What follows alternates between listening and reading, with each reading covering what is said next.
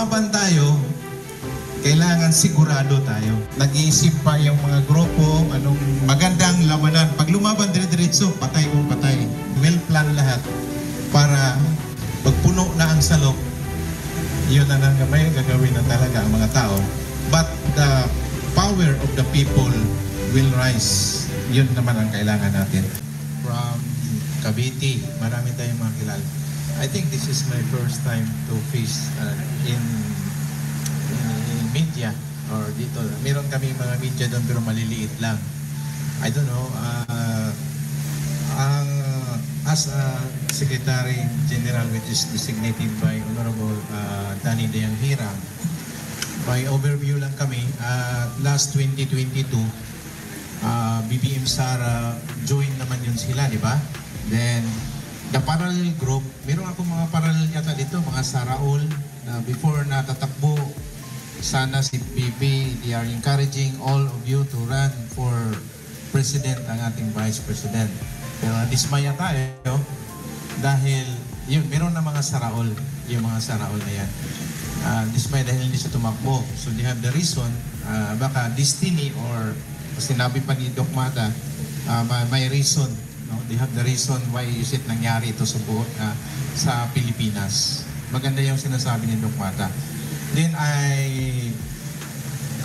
itong Didesarol Confederation, sabi ni Ma'am, do not break, monopolize all the organizations that we have in our country. Kasi may different dynamics kayo. Handled by the parallel group under the office of the Vice President. Ito yung grupo na to, consolidations sa mga different organizations, transport, CSO, NGO. If you want to join an affiliate like BIPSD, itong malaking grupo na to, they are collaborations tayo. Hindi kami gusto nga, sabi ni Ma, monopolize na kami lang.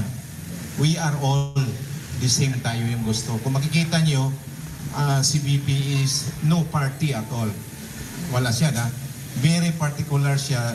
Much better to be an independent. Kasi kayo naman ang papanalo sa kanya, di ba? That's the point. Tayo naman yung napapaupo. Kasi may partido ka, as per sinasabi niya sa amin, parang nagkuhan merong gusto, ayaw niya ng ganun. So, our Vice President is very like doon sa mga independent. Kagaya sa atin dito, independent tayong gumagawa with our own expense. Tinitingnan niya lahat ng mga grupo na to. So, they are affiliating but they are supervising. Meron tayong parallel group. This is a parallel group. They are very particular with parallel group, just to inform everybody. Yung mga independent na mga volunteers na mga tao. Kasi pag they are entering to the government, maraming traidor talaga. Just to tell you, maraming traidor. Even mga dito, may traidor pa rin dito. I know. Ayaw ni Ma'am ng ganun. At ayaw niya na magkagulo-gulo ang mga organizations. Kaya, I ask Sir sa BIP, sabi ko, Sir, kung kailangan sama-sama tayo at tahimik lang tayong gumagalaw at based sa sinasabi ng ating Vice President, we must pray. Kasi lahat naman destiny. Destiny natin to eh. Tayong namili sa kang BBM, magkasama naman sila. Then after that, we will sacrifice.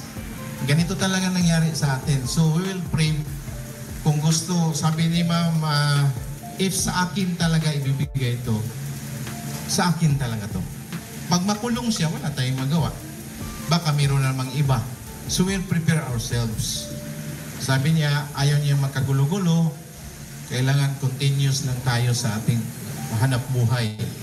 Ang problema lang ngayon, paano yung hanap buhay? Wala na tayong pera. Wala na tayong masahan pa dito sa ating hanap. So,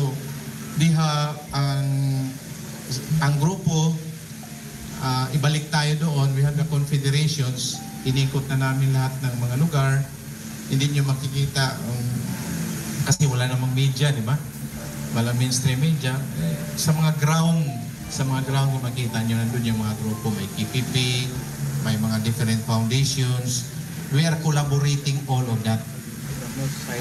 Yun ang then we have our parallel group na nagtutok from the office of the Vice President. Like for this one, tinitingnan kung maganda ba yung flow. So, i-affiliate natin sila kasi naghanap si ma'am ng mga matitino na mga grupo at saka mababait, lalo na may voluntarism na puso. Kung wala, di, sabi niya, maghiwalay na lang tayo. Ayaw nyo ng pagbabago. So, that's ang DDS Sara All Confederation. Si Director Wendell naman yung chairman. Ang national convener natin si Tanilang Hirang from Davao City. So, itong grupo na to, hopefully, wag niyong, bakit tinawag siyang DDS Sara All? Kasi, tapos na yung time ni Digong. Sabi nito, tapos na ako si Digong, sabi niya, Sara All na naman. Alam mo, may mga DDS kasi na pasaway. Yung DDS na pasaway. Ang gusto ni ma'am, DDS Sara All, yung sasama sa atin na matino. Wag yung pangapasaway. Hopefully, lahat matitino yun nandito. Yun ang gusto ng ating Vice President. Pag hindi kayo matino as per this namin, huwag na kayong sumama. That is not para hindi mabigyan ng sabi natin haluan. Pero normally naman yan, meron namang mahaluan talaga. Kasi lahat tayo ng mga ugali is very different kasi yung ugali ng mga Pilipino. So yun ang kuha namin sa inyo. We are very thankful sa inyong lahat. You are here. So I know we have, if ever you have so many invitations from the office of the Vice President, from the magsabi lang kay si Ma'am Dang kasi yung kuha natin, at saka si Kung Adamat. Hopefully maganda yung takbo ng BIPSD at we have to collaborate tayong lahat at saka magtulong-tulong tayo. We will move forward always, do not move backward. Kailangan, pag lumaban tayo, kailangan sigurado tayo. Kaya ngayon, nag-iisip pa yung mga grupo, anong magandang labanan. Pag lumaban dire-diretso, patay kung patay. Di ba? Klaro. Yun ang DDS kasi pag lumaban atras abante, hindi yung DDS eh. Yan ang sinasabi. Kaya naka-plan, well-plan lahat para pag puno na ang salok, yun na nang may gagawin na talaga ang mga tao. But the power of the people will rise. Yun naman ang kailangan natin. Maraming salamat po. God bless all. Hello.